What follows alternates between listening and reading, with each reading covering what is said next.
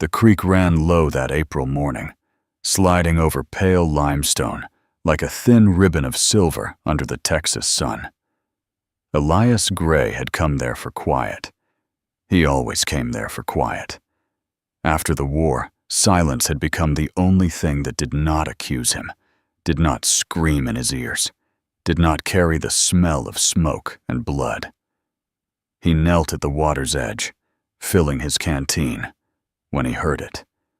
It was not the cry of a hawk or the rustle of live oak leaves in the breeze. It was human, broken, a sound like someone trying not to scream. Elias froze. The hill country stretched wide and empty around him, cedar trees scattered across rolling limestone hills, wild grass bending under soft wind. No ranch stood close. No wagon road ran near. There should not have been anyone there. Then he heard it again, and he rose slowly and followed the sound downstream, boots crunching over gravel. 20 yards ahead, beneath a fallen cottonwood tree, he saw her. She was crumpled against the trunk like something discarded. Her calico dress was torn and muddy, one sleeve soaked dark with fresh blood. Auburn hair spilled around her shoulders, catching the morning light like copper wire. She could not have been more than 19. Her eyes snapped open when his shadow fell across her. Blue, cold, wild. She tried to scramble backward, but the log stopped her. One hand pressed against her wounded shoulder. The other clutched the hem of her skirt like it was armor. "Stay back," she whispered. Her voice scraped like dry leaves. "Just stay back." Elias lifted his hand slowly, palms open. He had seen that look before. Soldiers cornered in foxholes. Yeah, men who thought every shadow carried death. "I'm not fixing to hurt you," he said, his voice low and steady. "You're bleeding bad. Let me take a look." She laughed then, sharp and bitter. "Hurt me?" Her eyes drifted past him, seeing something that was not there. "If you've got any kindness in you at all, just kill me fast." The words struck him harder than any rifle butt ever had. "I ain't killing nobody," Elias said. "You will," she breathed. "Soon as you see." He stepped closer, slow as approaching a spooked horse. He could see the bullet furrow across her shoulder now. It had grazed her deep enough to bleed, but not deep enough to kill. Luck, if you could call it that. "I need to clean that," he said. "I've got bandages in my saddlebags." "No." Her fingers tightened around her skirt. "You touch me. You'll see what they did. And then you'll want to finish it." Something in her tone told him this was not madness. It was certainty. "Try me," he said quietly. The wind moved through the cedar trees. A red-tailed hawk circled overhead. The creek murmured against stone. Minutes passed before she spoke again. "My name's Maeve. Maeve Tucker." "Elias Gray." "Don't be pleased to know me," she said. He crouched in front of her. "Let me see that shoulder, Maeve." Slowly, like it cost her something deep inside, she let her hand fall away. He cleaned the wound with water from the creek. She flinched, but she did not pull back. Up close, he saw other marks. Old bruises fading yellow. A split lip healed crooked. Scars along her arms that did not come from farm work. When the torn fabric shifted as he worked, the hem of her skirt slid higher. That was when he saw it. On the pale skin of her inner thigh, burned deep and deliberate, was a word. Property. The brand was not a wild scar from some accident. It was straight, clean, pressed in with purpose, the kind of mark you put on cattle. Elias's hands went still. Maeve saw where he was looking. Her face drained of color. She yanked her skirt down and covered herself like she could hide it again. "Now you know," she whispered. "Now you see what I am." Elias sat back on his heels. The war had shown him cruelty. He had seen men blown apart. He had seen boys cry for their mothers in mud soaked with blood, but this felt worse. "I see what they did to you," he said. "That ain't what you are." Tears slipped down her cheeks without sound. "They had a place," she said through shaking breath. "Called it a stockyard, not for cattle. Women who couldn't pay debts, women whose men died, women nobody would miss. They marked us, fed us like animals, sold us like horses." Elias felt something old and violent rise in his chest. "How'd you get out?" he asked. "Fire," she said. "Place burned 2 weeks back. I ran. Been running ever since." He stood and offered his hand.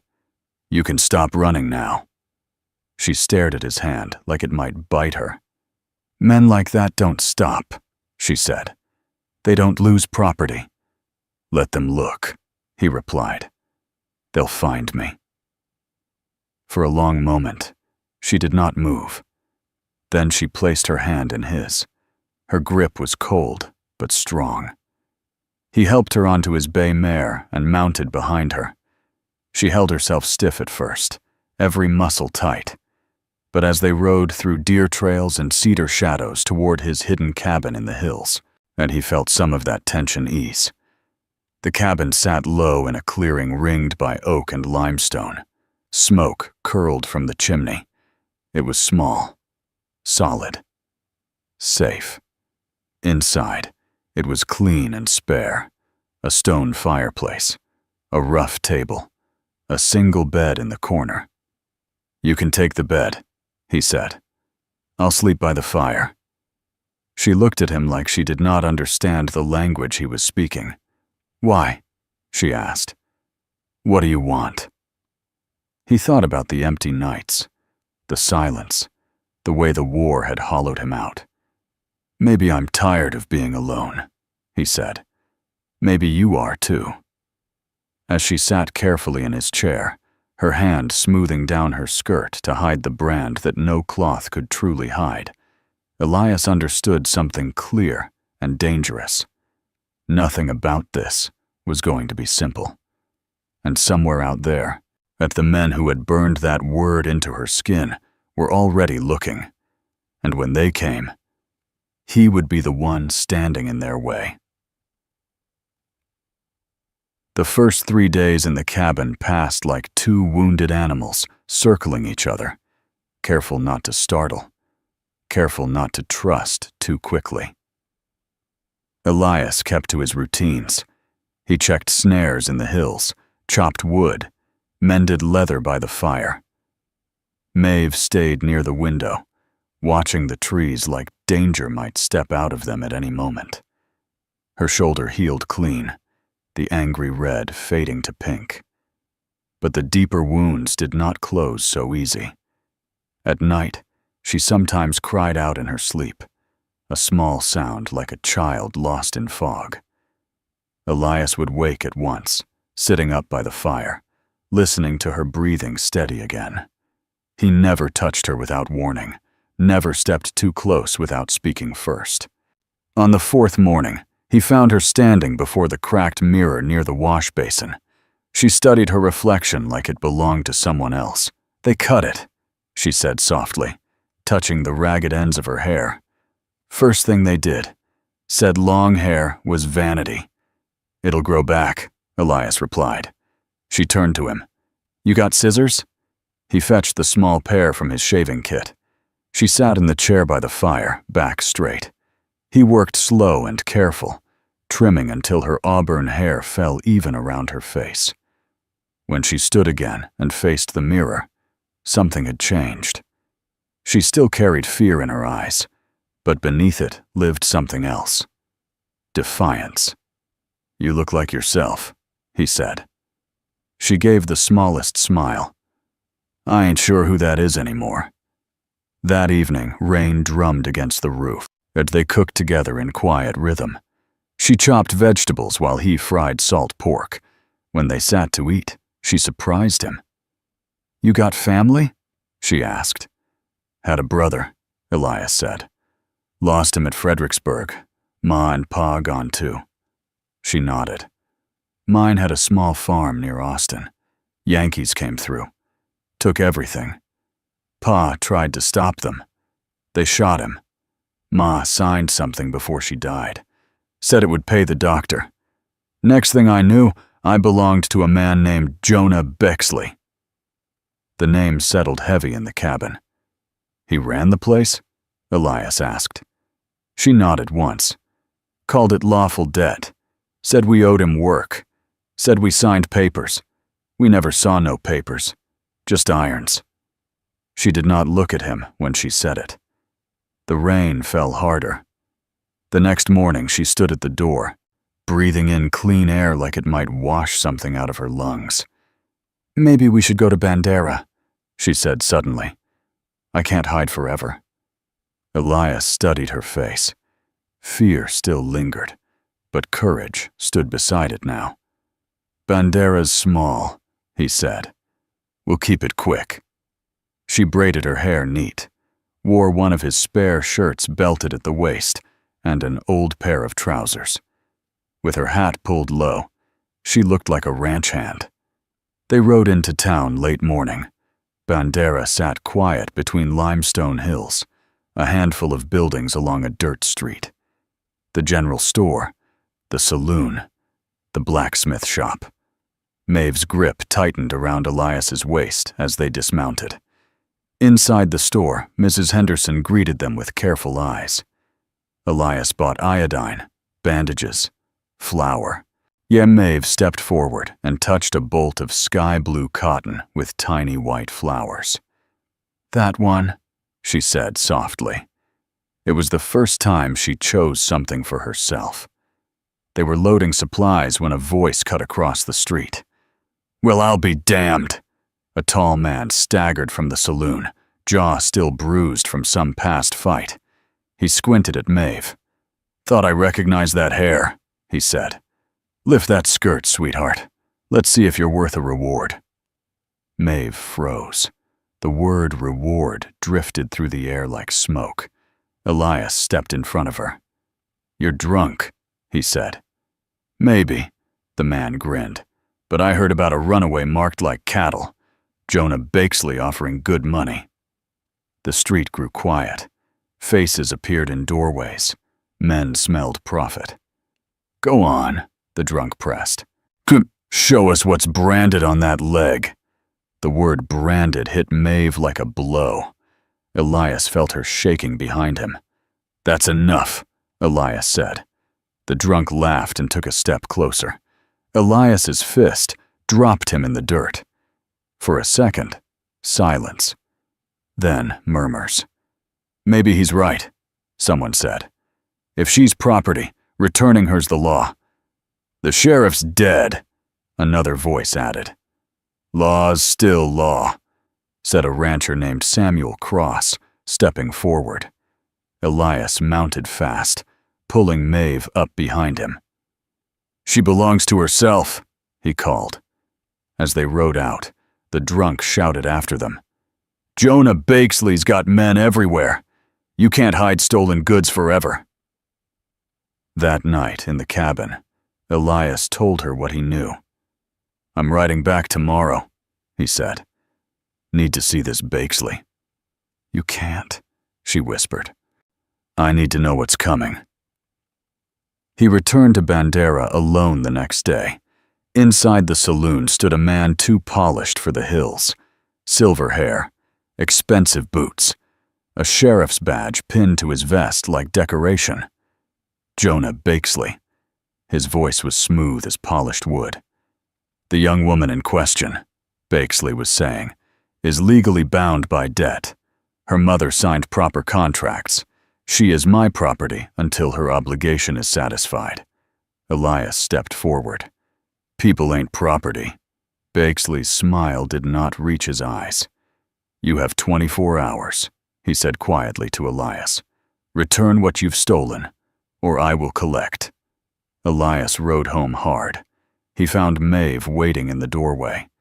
He's coming, Elias said. They spent the night preparing, cleaning guns, counting ammunition, tearing the blue cotton into bandages. Near midnight, they heard horses. 3 riders moved through the dark like wolves. Elias blew out the lamp. "Back room," he whispered to Maeve. "Bar the door." Boots pounded. A window shattered. Flames licked the curtains. Gunfire exploded inside the cabin. Elias fired through the door. A man fell. Shotgun blasts tore splinters from the walls. Smoke filled the air. A bullet slammed into Elias's side. He staggered but stayed upright. "Where's the girl?" a voice shouted. The bedroom door opened. Maeve stepped out, pistol in hand. "Leave him alone," she said. One of the men raised his gun toward Elias's head. The shot that rang out came from Maeve. The man dropped. Chaos followed. Elias grabbed a fallen pistol and fired again. Another attacker fell. The last man fled into the night. Smoke hung thick in the cabin. Maeve rushed to Elias as he slid down the wall, blood soaking his shirt. "They'll come back," she whispered. "I know," he said, forcing breath through pain. And somewhere out there, Jonah Bakesley was already saddling more horses. 3 days later, the hills no longer felt like shelter. Elias lay pale against the cabin wall, his wounds bound tight, but still bleeding through. The man who escaped had carried word. That much was certain. Maeve moved through the cabin with steady hands, but inside her chest, her heart beat like a drum before battle. Before dawn on the 4th morning, she heard it. Horses. Not 3 this time. Many. Torchlight flickered through the cedar trees, small flames moving between trunks like hunting spirits. Elias struggled to sit up, pain carving lines deep into his face. "He's here," he said. Jonah Bakesley stepped into the clearing just as the first light of morning touched the limestone hills. He looked immaculate despite the ride. Coat clean. Boots polished. The silver badge pinned to his chest gleamed. Behind him stood 6 armed men. "Well," Bakesley called calmly, "this has gone on long enough." Maeve stepped in front of Elias before she even realized she was moving. "I told you," Bakesley continued. "Return voluntarily, and we avoid unpleasantness." "I ain't going back," Maeve said. Bakesley sighed like she had disappointed him. "My dear, you never left. Legally speaking, you remain my property until your debt is satisfied." "You forged those papers," Elias rasped.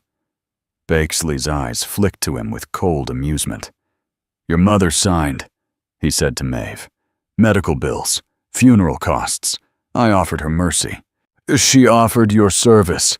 The words hit like a hammer. Maeve swayed but did not fall. "You're lying." "I have the documents," he replied smoothly. "You owe approximately $3,000. At standard rates, that is 15 years of service." 15 years. Her stomach turned. "Reduce it to 10, Bakesley added. "If you surrender now." One of his men pressed a rifle to Elias's temple.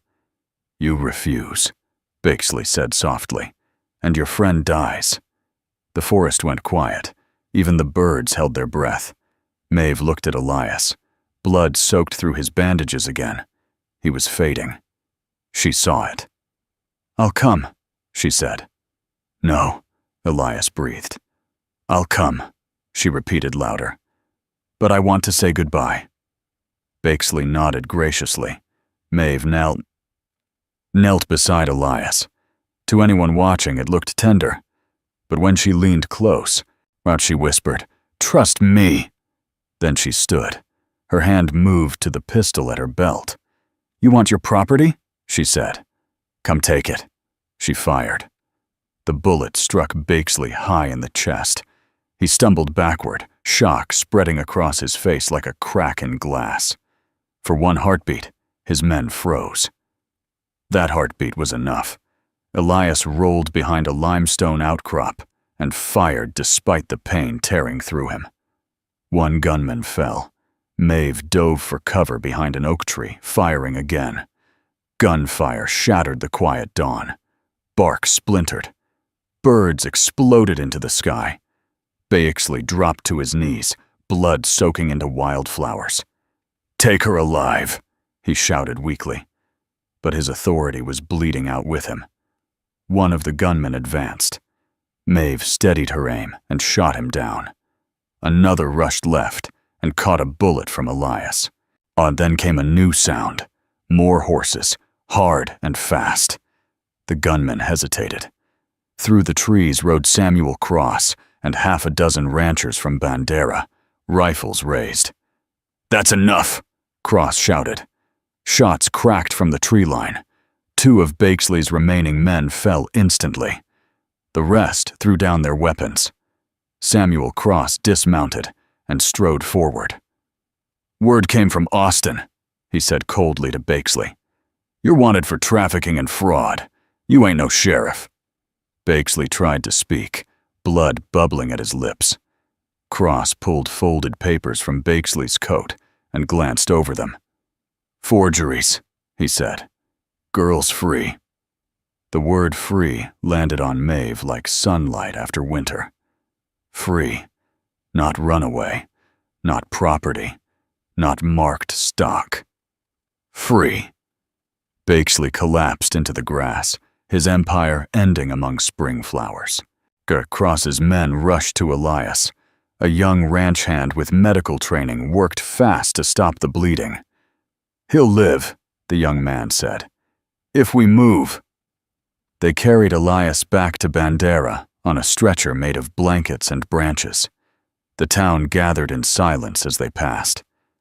6 weeks later, bluebonnets covered the hills like pieces of sky fallen to earth. Elias stood in the doorway of their rebuilt cabin, his shoulders stiff but strong again. Sunlight warmed the porch. Smoke curled lazy from the chimney. Maeve knelt in the garden, dirt on her hands, wearing a blue dress she had sewn from that bolt of cotton. The brand still marked her thigh, but it no longer owned her. Elias walked down into the garden and pulled something from his pocket. A ring hammered from the brass of his last war bullet.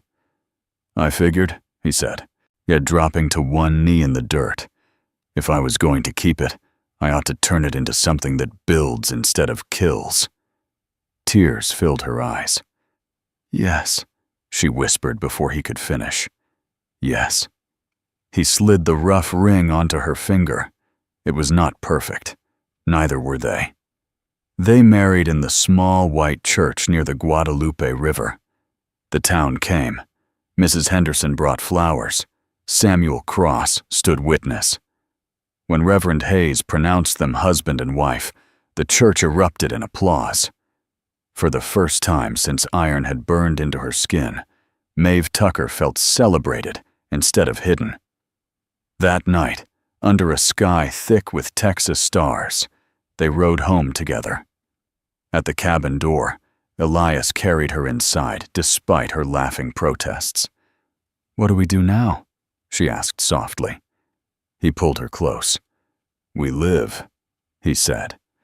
"We live free, and we never let anyone turn us into something we ain't." Outside, the hill country settled into quiet. The war was over. The running was over. And in a small cabin beneath the Texas stars, 2 people who had been marked by violence began something no brand could ever claim. A life chosen. A life free.